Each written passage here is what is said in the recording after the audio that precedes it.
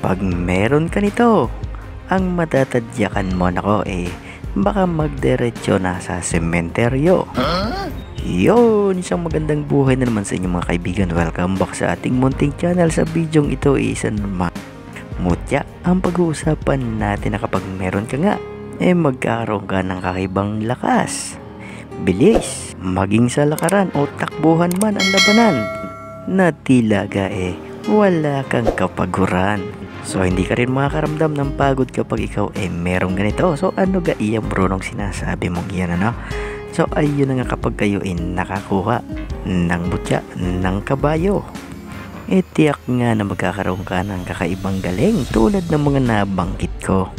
So malamang sa alamang alam naman ninyo kung ano ang kabayo no? At kayo malamang nga nakakita na ng mga ito. Sa mga hindi nakakita na ko ang kabayo mayroong 4 na paa, mayroong mahabang buhok, ganon din sa kanyang buntot, at mayroon ding mahaba at nakalawit na pangtutot. So kung ikukumpara natin sa kalabaw at sa baka, nako ang kanya ang sa kabayo kakaiba. Kaya nga pag sinabing ang alaga mo tulad ng sa kabayo, nako pinagpala ka.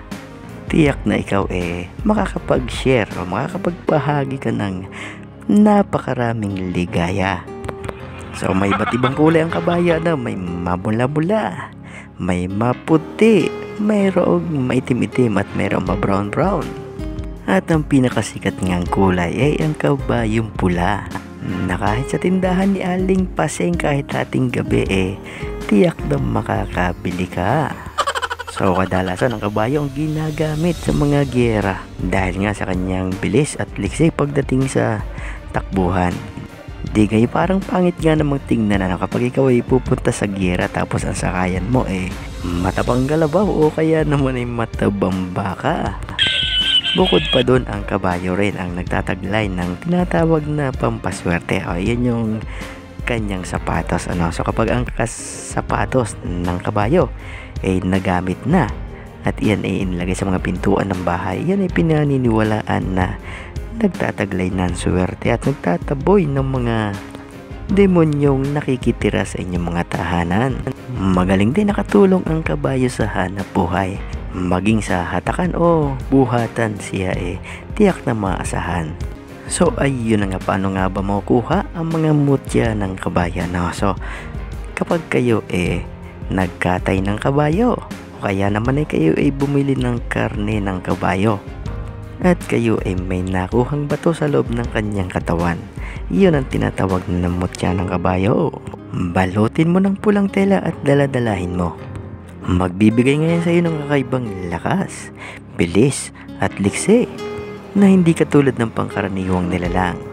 Kaya naman maaari kang yumaman kapag ikaw may mutya ng kabayo, sapagkat ikaw mananalo sa mga larong pampalakasan tulad na lang ng pagtakbo at maging sa mga kickboxing. Siguradong kapag ikaw sumipan nako baka makatulog ang iyong sisipain. At sa mga gayong pagkakataon, siguradong ikaw mag-uuwi ng panalo. Ganon din naman kapag ikaw galit na galit at may nasipa kang tao nako baka sa sobrang lakas ng sipa mo magdiretso na siya sa sementeryo. Yun ang bisa ng mutya na makukuha sa kabayo. Shoutout sa inyo William Socias at Drake Jersey. Hanggang sa muli, good luck, God bless at ingat ho kayo palagi.